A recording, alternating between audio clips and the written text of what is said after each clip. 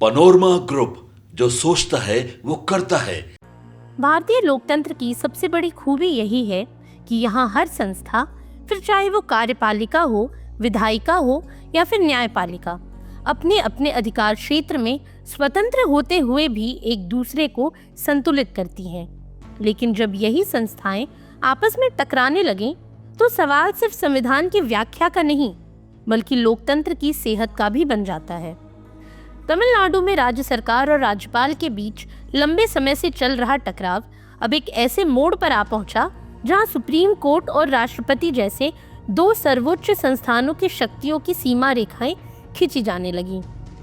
दरअसल तमिलनाडु सरकार लंबे समय से शिकायत कर रही थी कि राज्यपाल विधायिका द्वारा पारित विधेयकों को मंजूरी देने में अनावश्यक देरी कर रहे हैं। ये टकराव तब और गहराया जब राज्यपाल ने कई विधेयकों को मंजूरी दिए बिना वर्षों तक लंबित रखा। मामला सुप्रीम कोर्ट पहुंचा और फिर जो ऐतिहासिक फैसला आया, उसने संविधान की व्याख्या के साथ साथ कार्यपालिका और न्यायपालिका के रिश्ते की परिभाषा भी बदल दी।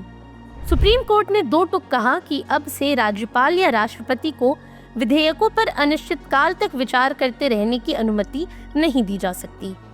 कोर्ट ने एक स्पष्ट समय सीमा निर्धारित कर दी कि राज्यपाल को मंत्रिपरिषद की सलाह पर विधेयक को 1 महीने के भीतर मंजूरी देनी होगी या राष्ट्रपति के पास भेजना होगा। वहीं अगर कोई विधेयक राष्ट्रपति के पास विचार के लिए भेजा जाता है, तो राष्ट्रपति को भी उस पर 3 महीने के भीतर निर्णय लेना होगा। इससे पहले संविधान में ऐसी कोई समय सीमा नहीं थी, जिससे विधेयकों की फाइलें वर्षों तक धूल फांकती रहती थीं। अब जैसे ही सुप्रीम कोर्ट ने ये फैसला सुनाया, देश के उपराष्ट्रपति जगदीप धनखड़ ने अपनी असहमति जाहिर करते हुए न्यायपालिका पर सीधा प्रहार किया। उन्होंने अनुच्छेद 142 का जिक्र करते हुए कहा कि सुप्रीम कोर्ट को प्राप्त विशेषाधिकार लोकतांत्रिक शक्तियों के विरुद्ध न्यूक्लियर मिसाइल बनते जा रहा है। उनका कहना था कि ऐसी स्थिति नहीं बनने दी जा सकती जहां अदालतें राष्ट्रपति जैसे संवैधानिक पद को निर्देश देना शुरू कर दें।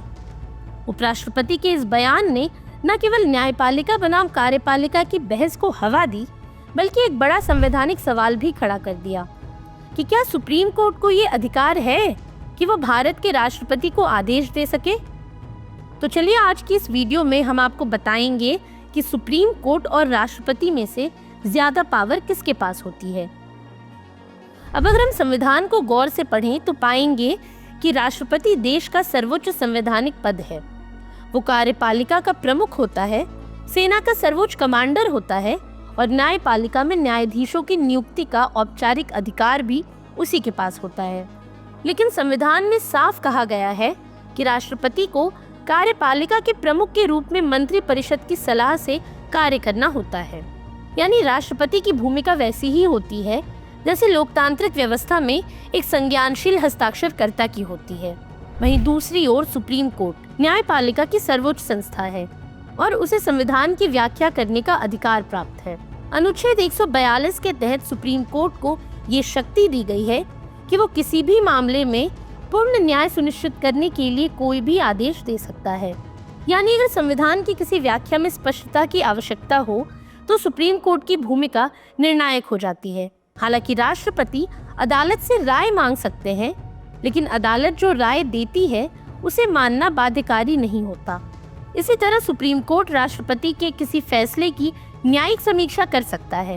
इस तरह देखा जाए तो राष्ट्रपति और सुप्रीम कोर्ट की शक्तियां एक दूसरे से अलग हैं, लेकिन किसी भी टकराव की स्थिति में संवैधानिक व्याख्या का अंतिम अधिकार सुप्रीम कोर्ट के पास होता है।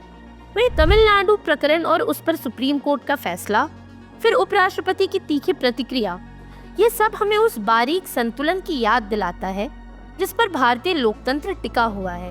अगर कोई संस्था अपने अधिकार क्षेत्र से बाहर जाकर काम करती है तो दूसरे संस्थानों का जवाब देना लाजमी है, लेकिन ये भी जरूरी है कि ये जवाब संविधान की सीमाओं में हो, न कि शक्तियों के प्रदर्शन के रूप में। अब गौरतलब है कि तमिलनाडु से शुरू हुआ ये विवाद अब देश की संवैधानिक व्याख्या का केंद्र बन चुका है। ये समय है जब भारत को अपनी संस्थाओं की परिभाषा नए सिरे से समझनी होगी, उनके अधिकारों की सीमाओं को फिर से चिन्हित करना होगा और ये तय करना होगा कि लोकतंत्र का अर्थ केवल चुनाव नहीं बल्कि संवैधानिक संतुलन और पारदर्शिता भी है।